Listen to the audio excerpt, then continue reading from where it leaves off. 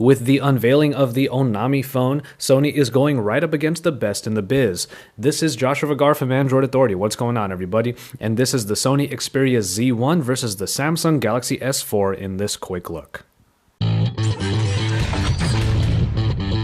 We have two different philosophies in design here, as Sony has been taking its omnibalance to its best with the Xperia Z1.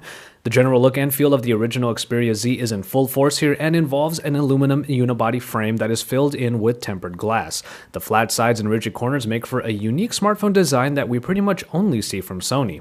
The side holds the silver power button, the signature one, that also includes a dedicated camera button too.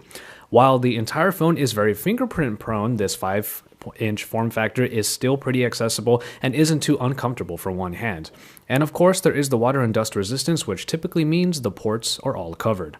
Enter the Samsung Galaxy S4, the plastic up against Xperia's glass. This is the tried and true design that Samsung is very well known for by now, with its pebble-like and rounded look and the glossy plastic feel that can be pretty slippery to the touch.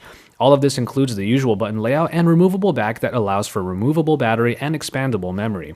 Its 5-inch screen is one of the best out there, as its footprint is actually quite accessible and similar to the original S3.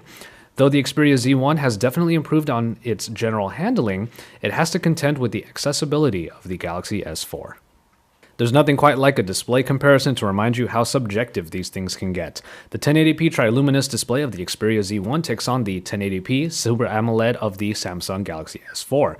While we all know that the Super AMOLED lends itself typically to very high saturation, the Xperia Z1 has been able to get closer to that mark through enhancements like the X-Reality engine.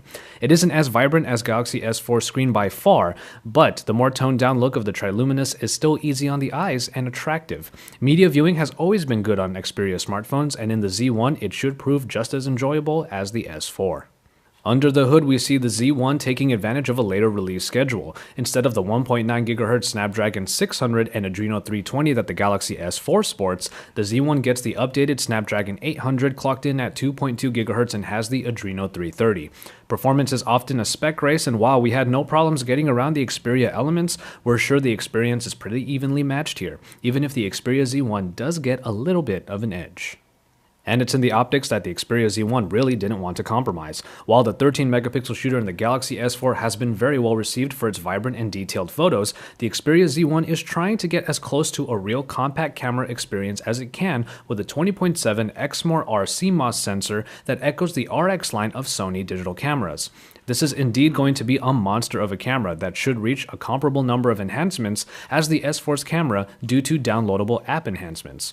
We're excited to see the comparisons in picture quality, and we will see them when the time comes.